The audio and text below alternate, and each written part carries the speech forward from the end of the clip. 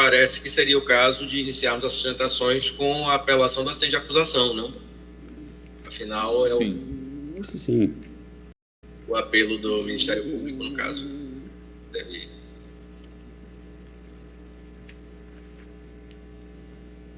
Senhor presidente, tem a palavra?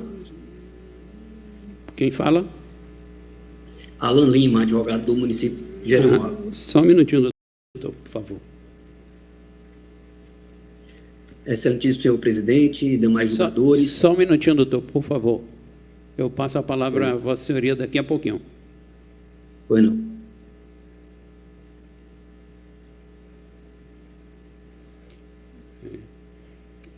Pela previsão regimental, artigo 46, parágrafo 7º, de havendo assistente na ação penal pública, falará depois do procurador regional, a menos que o recurso seja dele, indicando que o assistente fala por último. Então, eu acho que mais adequado... Não, depois do procurador. Depois do procurador. Mas antes que a defesa. É que, nesse caso, o procurador é a parte autora. Não tem inscrição do Ministério Público. Não tem inscrição do Ministério Público.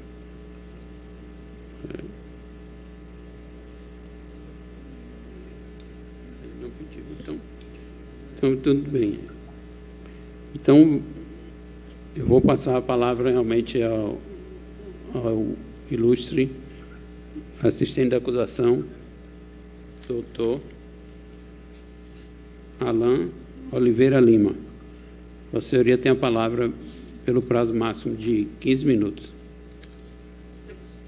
Excelentíssimo senhor presidente, demais julgadores, eminente procuradora, colegas advogados, queridos advogados, colegas advogados, servidores, demais presentes. Senhor presidente, o município de Jeremoabo se insurge com relação apenas à aplicação da pena dos apelados, conforme a avaliação das circunstâncias levadas em consideração pelo juízo de primeiro grau.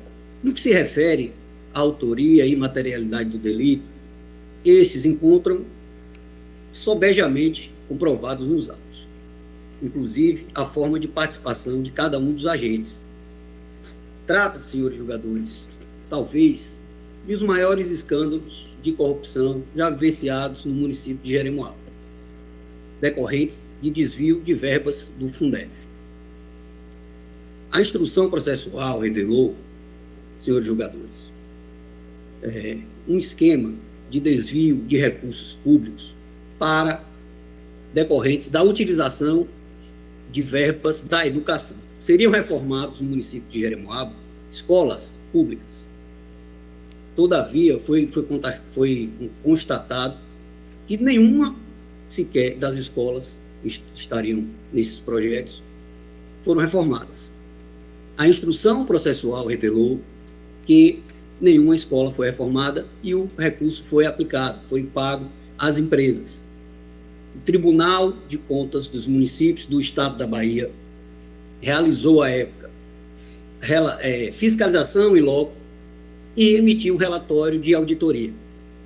Os técnicos do Tribunal de Contas dos Municípios, na ocasião, constataram que não houve reforma de uma escola sequer no município de Jeremoabo, muito embora tenha sido gasto aproximadamente, à época, R$136 mil de recursos da educação.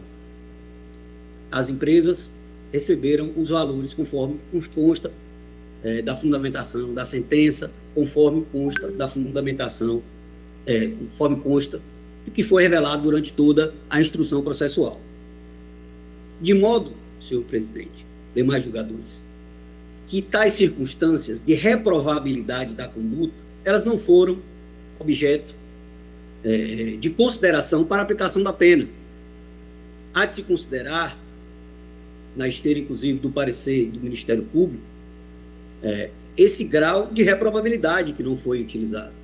O recurso que o município interpôs, assim como o Ministério Público, ela visa considerar a gravidade da conduta que foi perpetrada. Não se trata aqui de recursos para construção de uma quadra, de construção de uma praça. Trata-se de reforma de escolas, onde alunos do município de Jeremoabo foram privados de ter escolas dignas em razão desse recurso não ter sido aplicado, desse recurso ter sido, conforme fundamentação da sentença, desviado dos cofres públicos de Jeremoabo em favor dos réus.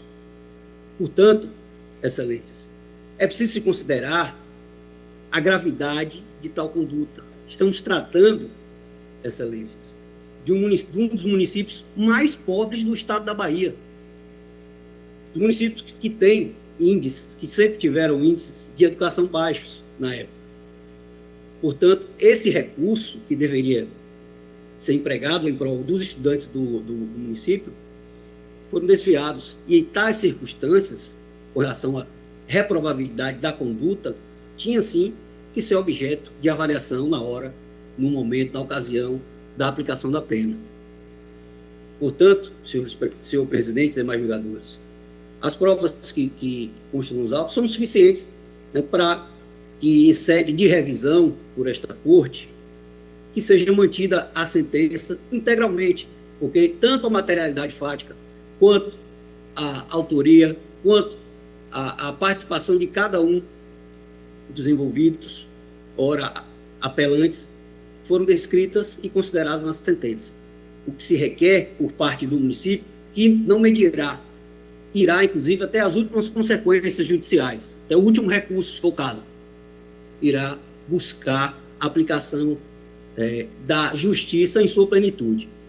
Por essas razões, senhor presidente e demais julgadores, é que se requer seja provido o presente recurso a fim de majorar a pena aplicada aos apelados ao patamar de 5 anos e 6 meses de reclusão, tendo em vista a aplicação da circunstância da reprovabilidade da conduta e requerendo, inclusive, desde logo, o desprovimento dos demais recursos dos réus, a fim de que seja mantida integralmente a sentença com relação à materialidade, à comprovação da materialidade e da autoria.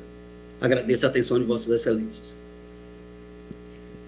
Passo a palavra ao doutor Rafael de Medeiros Chaves Matos para sua sustentação oral.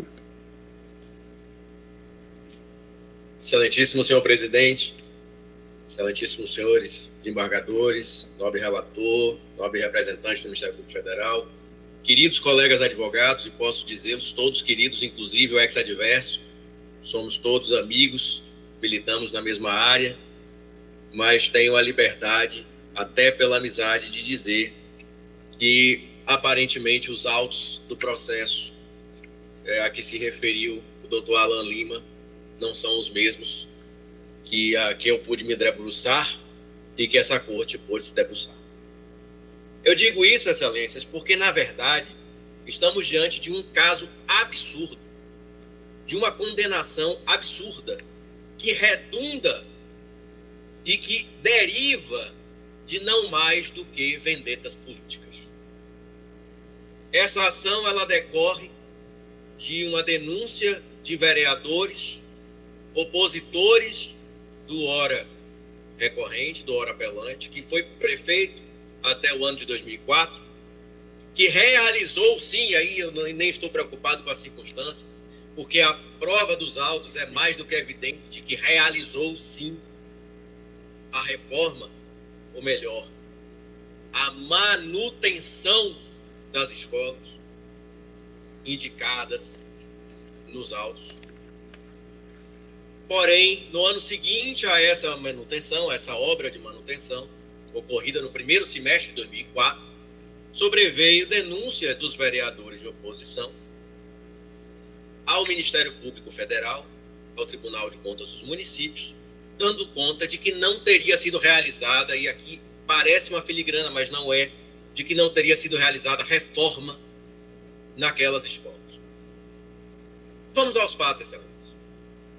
Trata-se de contrato de número 333 de 2004, celebrado entre o município de Jeremoabo, então conduzido pelo ora apelante, e a empresa Jailton Menezes Lima, que tem na cláusula primeira de objeto o seguinte, peço Vênis para fazer a leitura.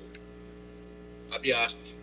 Constitui objeto desta prestação de serviços a manutenção das escolas municipais, conforme relação constante do anexo 1, no período de 26 de fevereiro a 31 de março de 2004. É muito importante fazer esse destaque, excelências, de que se tratava de manutenção e não reformas amplas das escolas, porque isso terminou sendo objeto de toda a instrução do processo. Toda a origem da controvérsia, ela nasce exatamente desta confusão gerada propositadamente à época por meio da denúncia perpetrada pelos vereadores.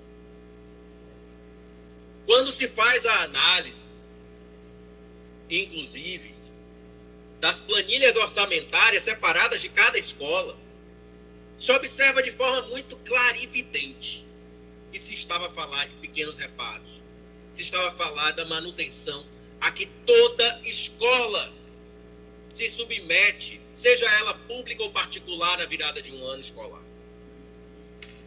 Todos aqui que têm filhos em idade escolar bem sabem, ou que já tiveram, que a cada virada de ano as escolas promovem a evidente e necessária manutenção de pintura, de reparos de portas, de correção de algum revestimento de piso ou de parede, de substituição de descargas ou mesmo de vasos sanitários, reparos, inclusive, nos quadros negros.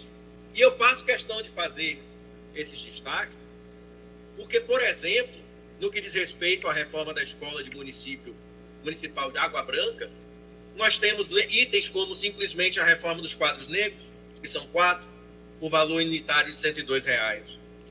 Temos, por exemplo, instalações sanitárias, hidrossanitárias, a necessidade de um reparo na instalação no valor de R$ 102. Temos aqui também reparo de uma porta no valor unitário de R$ 100. Eu digo isso, excelências, porque nós estamos falando, quando se traz aqui o assistente de acusação, faz referência a valores de R$ 136 mil, como se fosse um montante milionário, para manutenção de 18 escolas no total. Algumas dessas escolas tiveram sua manutenção no valor de R$ 4.600. Mas o que faz a oposição política, politiza, traz o elemento de que eram reformas que não foram realizadas. Isso chega ao cúmulo de termos uma inspeção do Tribunal de Contas dos Municípios, cujo relatório de 3 páginas, elaborado 2 anos depois desta manutenção, sem nenhum acervo fotográfico, sem absolutamente nenhum elemento documental, sequer com um relatório de vistoria em cada uma dessas escolas. Esse relatório, entre aspas, de inspeção de 3 páginas, 2 anos após a manutenção realizada, indica a conclusão de que reforma alguma havia sido feita. E aí eu volto, excelências, para o ponto inicial da distinção entre reforma e manutenção, justamente porque toda a denúncia dos vereadores e a denúncia do Ministério Público Federal se apega à circunstância da inexistência de uma reforma. Mas em nenhum momento foi contratada a reforma, excelência. Foi contratada a manutenção, e manutenção foi realizada. Eu faço destaque, inclusive, de que as próprias testemunhas de acusação reconhecem em juízo que, de fato, reforma não havia sido realizada e que eles entendem que reforma seria uma ampliação, uma melhoria da estrutura. Mas todas as testemunhas ouvidas em juízo, inclusive as de acusação, reconhecem que a manutenção foi feita nessas escolas em 2004. E eu cito aqui as testemunhas José Nilson, testemunha Wilson, testemunha Wellington, testemunha José Ariel, Elson Bispo, Nelson Varjão, Adélcia, Gilmar. Essa é a realidade da instrução processual. É uma instrução que, muito ao contrário do que traz o Ministério Público e do que indica a sentença, com todas as vênias inteiramente desprovida de um mínimo de lastro documental e probatório para chegar a uma conclusão condenatória, essa instrução, muito ao contrário, ela indica a realização da manutenção. Mas em que, então, se baseia a sentença condenatória? Certamente não é em provas, excelência. A sentença condenatória, assim como os apelantes, autores, eles embasam a condenação em indícios. E que indícios são esses? Indícios que estão na origem do processo licitatório. É importante destacar que a denúncia formulada pelo Ministério Público, ela havia sido, tinha o apontamento de 2 delitos. Um era o artigo 90 da Lei 8666 e o segundo, o inciso 1º do artigo 1º do Decreto-Lei 201. Ocorre que o artigo 90, a pretensão punitiva em relação ao artigo 90, ela teve a prescrição pronunciada já no recebimento da denúncia. Vejam que estamos falando de fatos de 2004. De 2004. A denúncia foi ajuizada em 2011, o que já evidentemente tornava dificultosa a prova da realização de meras manutenções 7 anos depois. A instrução de seu lado teve lugar em 2013, 9 anos depois. Mas em que se baseia então a sentença? Ela se baseia em alguns elementos que chegam a ser, com todas as vênias, visíveis. Uma sentença condenatória que se baseia em contradição do interrogatório dos réus com o seu depoimento prestado na Polícia Federal. Sobre a realização das obras, não, excelência. Sobre elementos laterais que dizem respeito aos pagamentos por meio de cheque nominal. É esse o tipo de circunstância probatória que levou à condenação neste caso. Porque a instrução, como eu disse, revela que houve sim uma unanimidade de testemunhas, reconhece a realização das obras de manutenção. Porém, são circunstâncias laterais que dizem respeito a uma possível fraude em licitação, sem nenhuma instrução direcionada, justamente, inclusive, porque os réus tinham a justa expectativa de que esse assunto sequer fosse tratado, já que pronunciada a prescrição em torno do artigo 90. Mas são essas circunstâncias probatórias que levam à condenação e, inclusive, à majoração da pena base de forma absolutamente absurda. É importante destacar a completa, ainda que estivéssemos diante de uma circunstância em que não houvesse a prova redonda, cabal da realização dessas obras de manutenção, é importante destacar 2 circunstâncias. A primeira delas, de natureza processual. O ônus da prova é do Ministério Público. Não é ônus probante dos réus na ação penal provar ou demonstrar documentalmente ou por meio de qualquer outra produção probatória a inexistência da prática do crime. Ainda assim, os réus se desincumbiram de demonstrar que as obras se realizaram. Mas se assim não tivessem feito, caberia ainda ao Ministério Público demonstrar o dolo. E onde está o dolo? Eu trago a Vossa Excelências a circunstância de que o prefeito, João Batista Melo de Carvalho, prefeito à época, não pode sofrer condenações sequer no campo da improbidade administrativa, e muito menos na seara criminal, pela simples circunstância de ser prefeito. É evidente que nenhum prefeito tem absoluto domínio sobre tudo o que acontece no município. E diga-se de passagem, não estamos falando de um município de 5 mil habitantes, nem de 3 mil habitantes, estamos falando de um município de médio porte, de mais de 50 mil habitantes, com um volume de documentos e pagamentos diário que evidentemente invalida a possibilidade de qualquer gestor fazer fiscalização direta sobre tudo que ocorre. E o que temos no caso dos autos, desembargador César, é que a cada processo de pagamento em que emitido o competente cheque, havia um atesto de que aquele serviço foi devidamente prestado. E esse atesto era assinado por uma servidora de nome Adriana. Era de se esperar, então,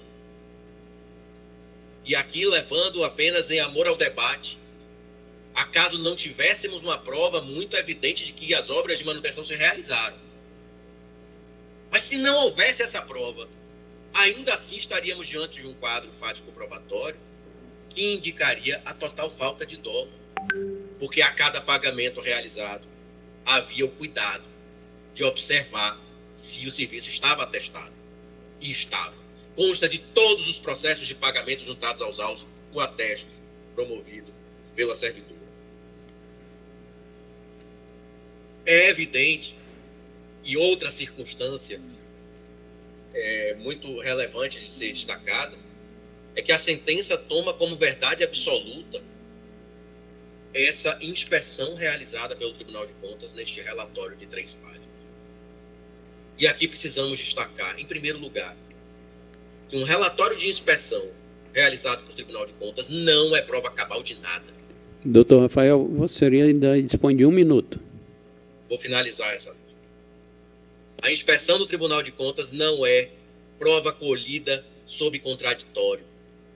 E, para piorar a situação neste caso, se tratava de uma inspeção, como dito, que revela não mais do que um relatório geral, sem indicar que obras eram esperadas, sem indicar que escolas foram visitadas e realizada 2 anos depois de manutenção desta natureza que eu trouxe a Vossas Excelências e que está devidamente demonstrado pelos documentos dos autos. Por todas essas razões, Excelência, é que se requer que seja reformada a sentença para absolver o réu, ou todos os réus. E, na pior das hipóteses, que seja reformada a sentença para retirar a circunstância do crime que foi elencada na sentença, na medida em que tanto a circunstância do crime quanto a consequência do crime, até porque a consequência do crime trazida era de subversão, de desvio de rendas públicas, que é do próprio time, é íncito ao próprio tipo penal, inciso primeiro. E se requer, então, assim, o provimento para absolver, ou, na pior das hipóteses, para reduzir a pena base ao mínimo legal. Muito obrigado, Sérgio. Obrigado, doutor Rafael. Passo a palavra ao doutor Jaime Cruz para a sustentação oral, igualmente pelo prazo de 15 minutos. Obrigado, Excelência. Excelentíssimo senhor presidente, na pessoa do qual cumprimento os excelentíssimos senhores desembargadores, ilustres representantes do Ministério Público Federal, senhores servidores. Excelências, o colega que me antecedeu, ele encerrou com clareza exatamente os fatos que aconteceram, que orbitaram o processo que nós estamos analisando agora. No caso específico, que eu venho falar em nome do denunciado João Vicente Guimarães Vieira, que foi um dos participantes do processo licitatório, mas que não foi o vencedor. Todavia, ele está sentenciado e condenado. E aí, como o próprio colega me antecedeu, esse fato eu preciso fazer um recorte, para que possamos analisar e identificar que não existe qualquer tipo de irregularidade no fato. Acredito que ficou muito bem claro a questão da ausência de dano ao erário. É importante e essencial fazer a distinção entre reforma e manutenção. Até porque, se buscarmos uma reforma, de fato não vamos encontrar, mas se buscarmos uma manutenção, ela está devidamente comprovada nos autos. Para isso não há dúvida. Tanto que fala-se em dano ao erário, e não há qualquer elemento que comprove que houve um pagamento sem a devida entrega ou contraprestação de serviço. Não há isso nos autos. Absolutamente não há. O município, por exemplo, veio habilitar-se como assistente de acusação, mas, para além do que foi produzido nos autos, nada acrescentou formalmente falando.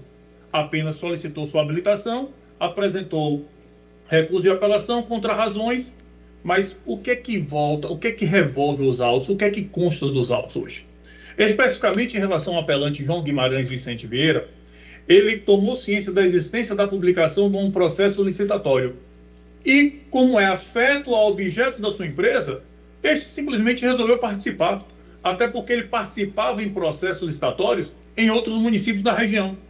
E o que foi feito? Preparou-se uma proposta e essa proposta foi encaminhada para o município. Não sagrou-se vencedora. Todavia, o Ministério Público Federal, após a provocação de vereadores oposicionistas, trouxe a primeira observação. As planilhas orçamentárias são muito parecidas, ou melhor, são idênticas entre os 3 licitantes. Era uma carta convite onde tiveram 3 participantes. Excelência, primeiro nós estamos falando de fatos acontecidos há 20 anos atrás. Não existia tanta informatização ou até grandes aparatos técnicos, e nós sabemos que quando há uma disponibilização do edital, os modelos também vêm em anexo. E em cima desses modelos que são construídas as propostas. Mas esse foi o primeiro ponto de partida para a acusação entender que houve uma simulação de processo licitatório. A questão foi que, formalmente falando, parou-se por aí. O processo licitatório, onde ele reputa como fraude, onde no primeiro momento traz à baila o artigo 90 da Lei 8666, inclusive, né, que já pronunciada a sua prescrição no curso dos autos, apenas se refere a esse fato. De que as propostas orçamentárias tinham uma similitude com o que foi disponibilizado onde? No anexo do edital. Documento público que qualquer licitante, qualquer interessado poderia ter acesso e assim utilizar aquele modelo para apresentar a sua proposta. Há ainda uma ressalva de dizer que vários atos processuais, procedimentais, na realidade, foram praticados no mesmo dia. Excelência, nós estamos falando de uma prefeitura onde todos os órgãos são centralizados num único edifício. É muito natural sair de um órgão e ir para o outro e o processo fazer. E principalmente diante da relevância do objeto. Nós estávamos falando de manutenção de escolas públicas que precisavam estar prontas para esperar o alunado no exercício seguinte.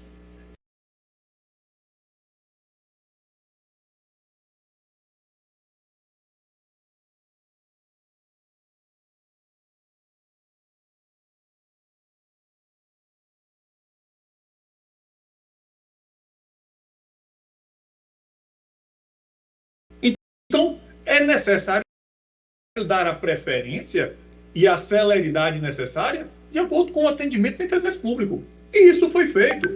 Isso foi feito. E para causar mais estranheza, me permitam repetir, 3 licitantes participaram. 3 propostas, segundo o MPF, idênticas sobre o ponto de vista da planilha orçamentária. E apenas 2 denunciados. Excelência, para existir uma fraude, para existir um conluio, e se por acaso esse elemento de prova for validado ou valorado como sendo determinante para dizer que houve uma fraude, eu preciso então colocar todos dentro do mesmo tratamento. Eu não posso ter essa seleção de dizer que, embora a planilha orçamentária de um terceiro licitante não tenha sido idêntica às demais, eu não posso confirmar que ele estava participando de uma fraude. Então, essas fragilidades procedimentais e valorativas que faz com que a ação demonstre mais uma vez a sua fragilidade e, por consequência, a sentença. E o que foi que aconteceu a posteriori? Quando da execução, o senhor João Vicente Guimarães Vieira, proprietário da empresa Paralela Projetos Limitada, ele simplesmente, quando do pagamento das medições, foi expedido um cheque em nome dele, nominal à empresa. Só que esse cheque, na realidade, tratou-se de um mero equívoco, que inclusive foi confirmado dentro do processo e que não foi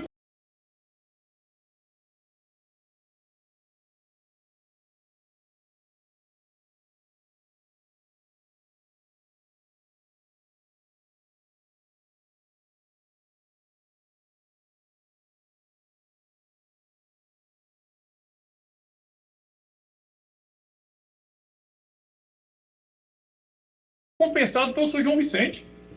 Não há qualquer elemento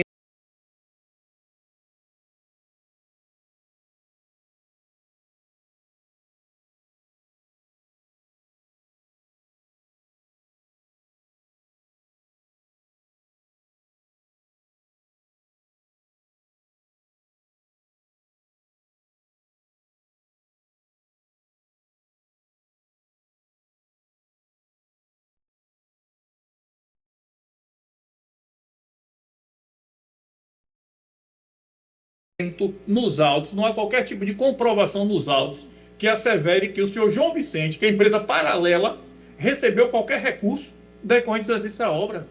Muito pelo contrário, resta evidente que todos os pagamentos foram direcionados à empresa vencedora.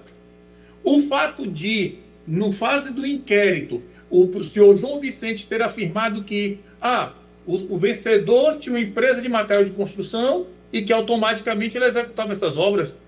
Isso é muito frágil, Excelência. Analisar que existia qualquer tipo de relação comercial entre um e outro e trazer isso para o âmbito da fraude é demasiadamente frágil. Principalmente quando se assenta sobre a premissa de eventuais contradições entre depoimento colhido em juízo e depoimento colhido sobre o crivo, sem o crivo do contraditório, que são justamente aqueles feitos no inquérito policial. Então, essa fragilidade não permite chegar hoje e condenar o senhor João Batista, o senhor João Vicente, o senhor Jailton, todos aqueles denunciados, sem termos a comprovação cabal de dolo.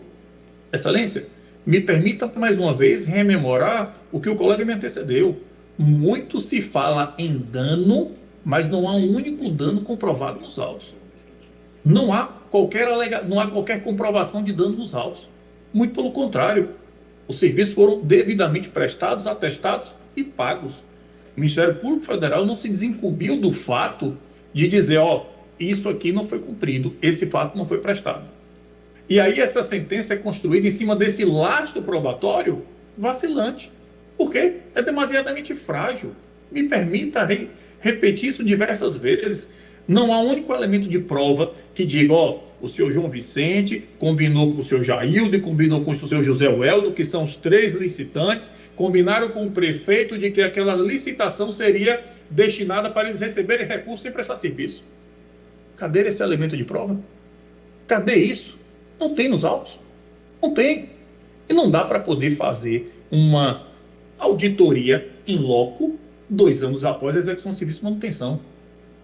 É impossível você fazer, principalmente diante do uso cotidiano. Nós estamos falando de escolas onde o vaso sanitário do banheiro é utilizado quantas vezes por dia nas escolas? Não temos como mensurar se a boia foi trocada, se o vaso foi trocado. É demasiadamente frágil, Excelência. Essa, para mim, é muito fácil concluir dessa forma, porque é o que consta dos autos. E aí me permita atacar o mesmo ponto que o colega me antecedeu. Quando da dosimetria da pena, foram valoradas 2 circunstâncias: o crime e a consequência. Isso foram, as circunstâncias e a consequência. Esses foram os 2 itens valorados que fizeram ele sair do patamar mínimo. Observe que quando fala dos antecedentes, quando fala de tudo isso, nada a desabonar a condutas. Mas já que vamos falar da circunstância, então vamos falar que, em tese, para promover o desvio de recursos públicos, fraudou-se uma licitação. Peraí, Excelência, toda instrução processual, ninguém falou em fraude em processo licitatório, até porque esse não era o crivo, porque esse tipo penal já foi declarada a prescrição lá atrás. Como permitir que alguém se manifeste ou caracterize uma fraude em processo licitatório se a instrução não é conduzida sobre esse patamar? Não há como falar disso. Aí volto àquela tese, que pelo fato das propostas orçamentárias, planilhas orçamentárias terem similitudes, eu posso deduzir logicamente e com segurança que ocorreu uma fraude processual, uma fraude processatória, data máxima vênia não é possível. E ainda pegar esse fato e colocar ela como circunstância agravante para fixar a pena acima do mínimo legal, é evidente que essa sentença clama por uma reforma.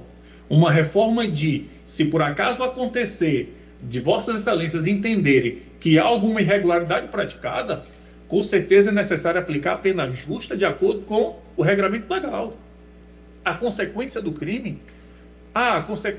foi desvio de recursos do Fundef. Aí voltamos de novo àquela palavra mágica, desvio. Mas que desvio? Por mais que diga e repito, fala-se em reforma, isso não é objeto. Esse não é objeto. O objeto é manutenção. Então são essas, Excelências, não me alongando mais, eu sei que o processo o horário está apertado e ele já foi extremamente esclarecido por Dr. Rafael que me antecedeu, é que clama por Vossa Excelência no sentido de reformar a sentença, reformar in totum a sentença. Não há qualquer tipo penal a ser descrito, não há qualquer tipo penal comprovado nos autos. Muito pelo contrário, o que mostra é que, simplesmente, os fatos foram devidamente prestados, os serviços foram executados e, em remota hipótese, admitindo a pena por questão de amor ao debate, se por acaso comprovado essa situação, Vossa Excelência entender que assim foi, que seja reformada a sentença especificamente no capítulo que trata da dosimetria da pena, porque não há como valorar as circunstâncias do crime e a consequência do crime da forma que foi, principalmente considerando que não houve análise de tipo penal e as consequências não podem sequer serem identificadas nesse ponto sobre o crivo do magistrado local, o que forçaria a redução para o mínimo legal. São, portanto, Excelência, as breves palavras. Agradeço a atenção. Agradeço, doutor Jaime Cruz, e retorno a palavra ao eminente relator. Pois não, presidente. Cumprimentar os ilustres advogados pelas sustentações orais que seguramente contribuirão para o esclarecimento da causa em discussão. Primeiramente, trato da questão atinente à prescrição da pretensão punitiva. O evento descrito na inicial acusatória aconteceu em 26 de 2 de 2004. A denúncia foi recebida em 28 de 7 de 2013 e a sentença foi publicada em 8 de 4 de 2019. Houve apelação tanto dos réus quanto por parte da acusação, portanto, para determinar-se a prescrição, considera-se a pena máxima prevista para o delito em questão, que é de 12 anos de reclusão, o que leva à aplicação do prazo de 16 anos para a ocorrência da prescrição, conforme previsto no artigo 109.2 do Código Penal. Assim, não tendo transcorrido o lapso de 16 anos entre os marcos interruptivos da prescrição, o termo final, portanto, será o dia 7 de 4 de 2035, não havendo que se falar, pois, em ocorrência de prescrição. No que tange à alegada nulidade processual por parte do apelante João Batista Melo Carvalho, devido ao seu interrogatório por carta precatória antes da oitiva da última testemunha indicada pelo Ministério Público, que também seria ouvida por carta precatória, vejo que o artigo 222 do Código de Processo Penal estabelece que a expedição da carta precatória não suspende a instrução criminal. Além disso, a defesa teve a oportunidade, durante a audiência, para verificar a condição da oitiva das testemunhas, incluindo a de acusação, mas optou por permitir o interrogatório do réu, portanto, não há nulidade, pois a defesa deixou de questionar esse ponto no momento adequado, tornando o direito precluso.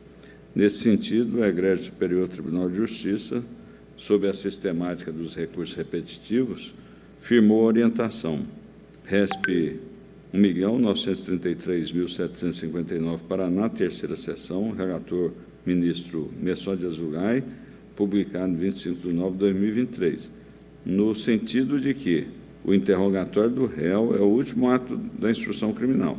A inversão da ordem prevista no artigo 400 do CPP tangencia somente a oitiva das testemunhas e não ao interrogatório.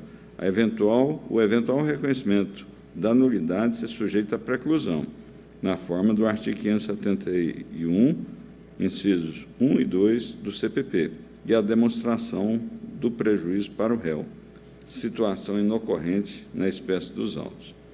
Passo a análise, assim, a análise do mérito. Como se vê do relatório, a pretensão recursal é pela reforma da sentença que condenou os réus pela prática do crime de responsabilidade previsto no artigo 1º, inciso 1, do Decreto-Lei 201 de 1967, vermes. São crimes de responsabilidade dos prefeitos municipais sujeitos ao julgamento do Poder Judiciário, independentemente do pronunciamento da Câmara dos Vereadores. 1. Apropriar-se de bens ou rendas públicas ou desviá-los em proveito próprio ou alheio. No caso concreto, a materialidade e a autoria do delito restaram examinados na sentença nos seguintes termos: afastadas as preliminares. O referido tipo penal é crime próprio praticado por prefeitos, Assim disse o meritíssimo juiz de primeiro grau, cujo elementar se comunica com aqueles que sejam partícipes. O delito diz respeito à conduta de apropriar-se bens ou rendas públicas ou desviá-los em proveito próprio ou alheio, que nada mais é do que uma forma de peculato previsto em lei especial. A materialidade do crime está comprovada através da prova documental juntada aos autos, notadamente o relatório de vistoria in loco realizada pelo TCM, no bojo do processo TCM 09517-05, bem como os depoimentos prestados perante a Polícia Federal por Wellington Barbosa Varjão e Wilson Santos Andrade, ratificados em juízo durante a instrução processual, confirmam que, além da fraude de licitação que resultou na contratação da empresa de Jailton Lima, os recursos do Fundef foram desviados em benefício dele e de João Vicente, cuja empresa também compôs o certame apenas para dar aparência de ilegalidade. Referido crime teria ocorrido no ano de 2004, a partir da fraude ocorrida no âmbito do procedimento licitatório Carta-Convite 019/2004, por serviço de reforma/manutenção de escolas não executados. Também restou provada a autoria, uma vez que João Batista Melo de Carvalho, na qualidade de então prefeito de Jeremoabo, Bahia, desviou verbas públicas federais em favor dos réus Jailton Menezes de Lima e João Vicente Guimarães Vieira, sócios e controladores das empresas Jailton Menezes de Lima e Paralela Projetos e Construções Limitada. A prova testemunhal produzida em juízo não foi capaz de infirmar as provas apresentadas pela acusação durante a instrução probatória. Muito bem, eu vou pedir licença aos ilustres pares para suprimir a leitura de toda a parte da sentença que transcrevo aqui, está no voto, que já está no processo eletrônico, acessível aos colegas. E, digo eu, registro de início quanto às condutas relacionadas na sentença atinentes ao procedimento licitatório aqui em referência, que foi decretada ainda em primeira instância a prescrição da pretensão punitiva estatal em relação ao crime previsto no artigo 90 da Lei 8.666, de 1993, de fraude à licitação, pelo que os aspectos meritórios da presente ação penal serão doravante reexaminados, levando-se em conta tão somente o tipo previsto no artigo 1º, inciso 1, do Decreto-Lei 201 de 1967. Primeiramente, sobre a materialidade do delito, vejo que a principal prova documental na qual se baseia a sentença para o decreto condenatório consiste em relatório de vistoria elaborado pelo TCM, processo 09.517-05, do qual se extrai a conclusão no sentido de que, aspas, quando da inspeção, verificou-se que durante o ano de 2004 realmente não houve serviço de reforma nos prédios escolares acima citados. Fecha aspas. Grifei serviço de reforma. A esse respeito, duas observações são pertinentes. Primeiro, o referido relatório menciona expressamente, como visto, a ausência de serviço de reforma, sendo que o contrato administrativo aqui em tela tinha por objeto também a prestação de serviço de manutenção. Tanto que o próprio meritíssimo juiz fala serviço de reforma/manutenção. E segundo, por se tratar de vistoria realizada no ano de 2006, é intuitiva a dificuldade de se avaliar a efetiva prestação, seja de um ou de outro serviço, notadamente os dessa última espécie, porquanto realizado 2 anos antes, em 2004. Sobre a autoria, verifico a ab initio, em relação ao réu João Batista Melo de Carvalho, ex-prefeito do município, que durante a instrução processual emergiram provas que lançam substancial dúvida acerca da adoção por ele das condutas que, conforme a denúncia acatada pela sentença, consubstanciaram a prática do delito de que se trata e subsidiaram a sua condenação. Com efeito, acerca dos pagamentos efetuados, deve ser destacado o depoimento da testemunha José Ariel dos Santos, mestre de obra da Prefeitura e responsável pela fiscalização da execução do contrato, que afirmou expressamente que a tesoureira do município é que realizava as quitações, após ele próprio atestar a prestação de serviços. Além disso, a testemunha Elson Bispo dos Santos, servidor municipal à época, afirmou em seu depoimento que, após visitar algumas escolas, atestou a prestação do serviço e que havia fiscalização dessa prestação por parte do município. Ainda constam dos autos também notas de empenho e de tal, assinadas pelo réu, com atesto de recebimento de materiais e prestação de serviços. Em relação à assinatura do cheque nominal emitido em favor da empresa paralela Projetos e Construções Limitada, pertencente ao co-réu João Vicente Guimarães Vieira, vale salientar que a testemunha Nelson Varjão Lubarino, que trabalhava ao tempo dos fatos na tesouraria do município, afirmou que foi um pedido feito pelo co-réu Jailton Menezes, a então tesoureira, e que foi por ela deferido, sem que o réu João Batista tivesse conhecimento. Em complemento, afirmou essa testemunha ainda que vários cheques eram levados de uma só vez ao réu, então prefeito, pela tesouraria para assinatura. A saber, os elementos utilizados no provimento de piso para o decreto condenatório do réu, todos alusivos a supostos pagamentos irregulares em face da total ausência de prestação dos serviços e ou execução das obras, contrapõem suficientes provas que atestam a realização de serviços e obras, além de indicarem a possibilidade de que o ex-prefeito, de fato, informado da prestação dos serviços ou execução das obras, assinava os cheques para pagamento no bojo da rotina administrativa do município, talvez mesmo sem as cautelas exigíveis de um administrador, o que, todavia, não é suficiente para a sua responsabilização no âmbito criminal. A constatação dessas provas, acresço ainda a observação de que não foi demonstrada pelo órgão acusador a existência de eventual prévio ajuste entre o réu João Batista e os outros co-réus tendente à promoção do suposto desvio de recurso público, além do que, no que é mais relevante para a espécie, sequer foi aventado o recebimento de qualquer importância ou vantagem pelo citado réu em decorrência dos fatos objeto de julgamento. A jurisprudência desse regional, em casos que tais, é no sentido de que, aspas, irregularidades no procedimento licitatório e na forma de saque de tais montantes não são suficientes à conclusão almejada pelo MPF e a que chegou o douto magistrado sentenciante. Para além disso, falha técnica na execução da obra também não conduz à conclusão pretendida pela acusação. Desorganização administrativa, falta de controle e falha na execução da obra não levam à necessária conclusão de apropriação de recursos públicos. No processo penal, vige a regra do juízo de certeza, ou seja, as provas devem ser produzidas de maneira clara e convincente, não deixando margem para meras suposições ou indícios.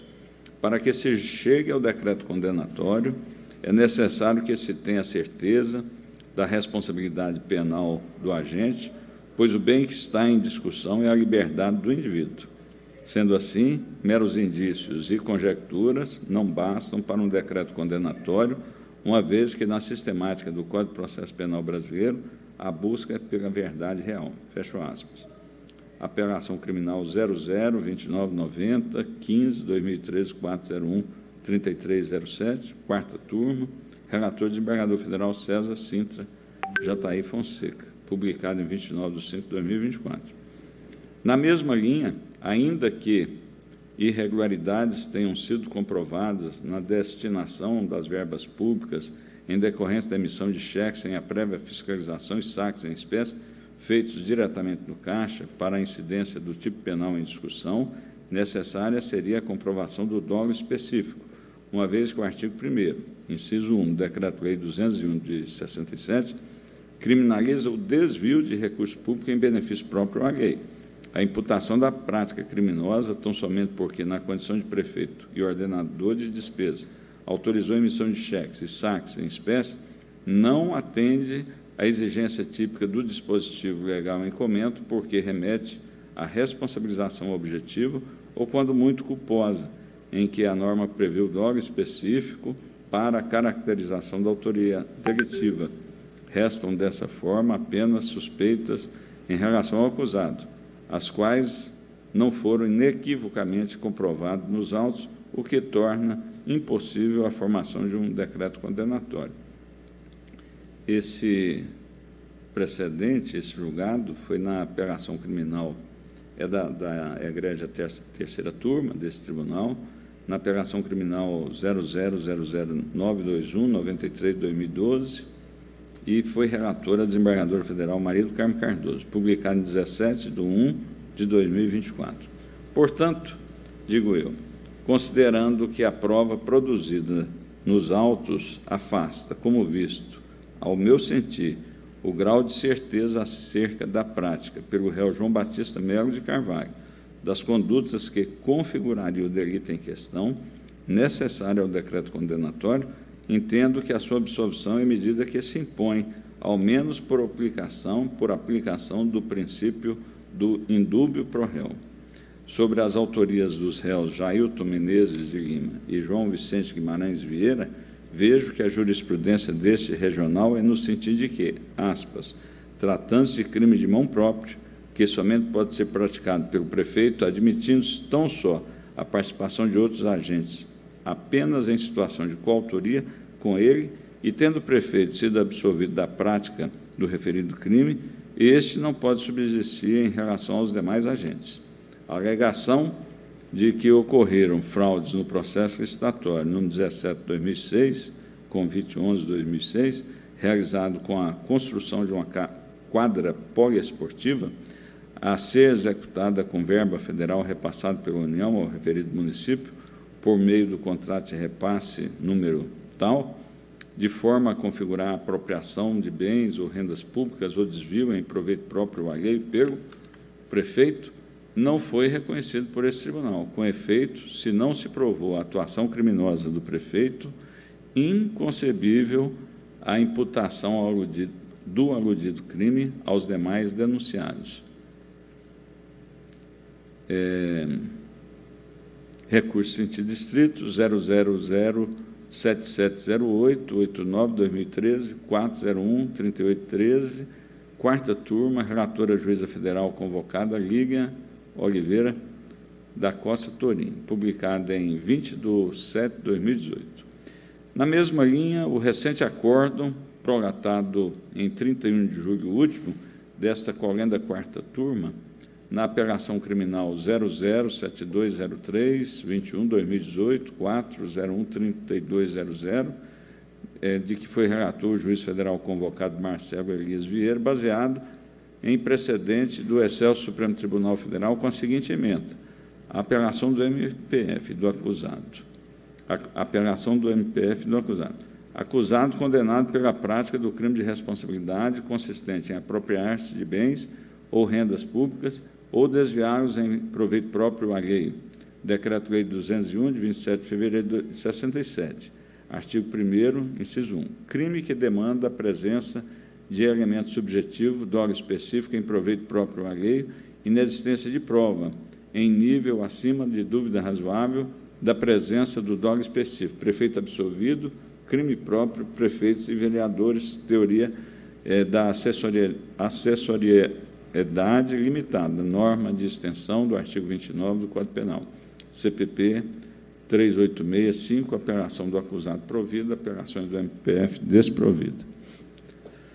Conforme o condutor do citado acórdão, a ação penal como vista no tocante ao acusado Rômulo Barbosa Matos não foi instruída com prova suficiente a prorrogação de condenação em nível acima de dúvida razoável, dando espaço à aplicação do princípio indúbio pro réu, em virtude da fragilidade, carência de elementos aptos a demonstrar o elemento subjetivo do crime de responsabilidade imputado. Tal conclusão, inclusive, deve ser especialmente acolhida a partir da necessidade de comprovação não do dolo genérico, como considerado pelo juiz, mas do dolo específico de causar dano ao erário. Nesse contexto, sem a atuação delitiva, condenação do então prefeito, inviável a condenação dos demais acusados, porque se trata de crime próprio. E aqui cita Sua Excelência precedente do Supremo Tribunal Federal no inquérito número 3634, relator ministro Gilmar Mendes, segunda turma, julgado em 2/6/2015. Assim, dada a natureza do crime de que se está tratando, funcional de mão própria, tenho que, na linha dos precedentes citados desta turma, o afastamento da responsabilização criminal do ex-prefeito ante a ausência de comprovação efetiva das condutas a ele imputadas já seria suficiente para o decreto de absolvição também dos arguidos corréus. Não obstante, deve ser frisada ainda, a par da já mencionada dúvida também em relação à materialidade do delito, que os depoimentos das testemunhas José Ariel dos Santos e Elson Bispo dos Santos, atestando a prestação do serviço e execução das obras, da mesma forma eles aproveitam, assim como as notas de empenho assinadas pelo ex-prefeito com atesto de recebimento de materiais e execução dos trabalhos. E o mesmo se diga em relação à ausência de prova nos autos da existência do eventual prévio concerto entre eles e o réu João Batista, com vistas à promoção de desvio de recursos públicos. Desse modo, a sua absolvição também constitui medida de direito, pelo que a sentença deve ser reformada.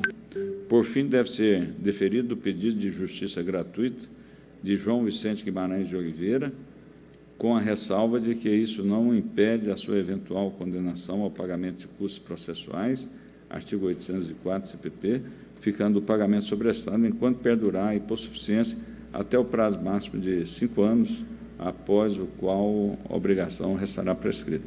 Ante o exposto, dou provimento às apelações dos réus para absolvê-los, nos termos do artigo 386, inciso 7, do Código de Processo Penal, e também para deferir em favor do réu João Vicente Guimarães os benefícios da justiça gratuita, julgando prejudicadas, por consequência, as apelações do Ministério Público Federal e do município assistente à acusação.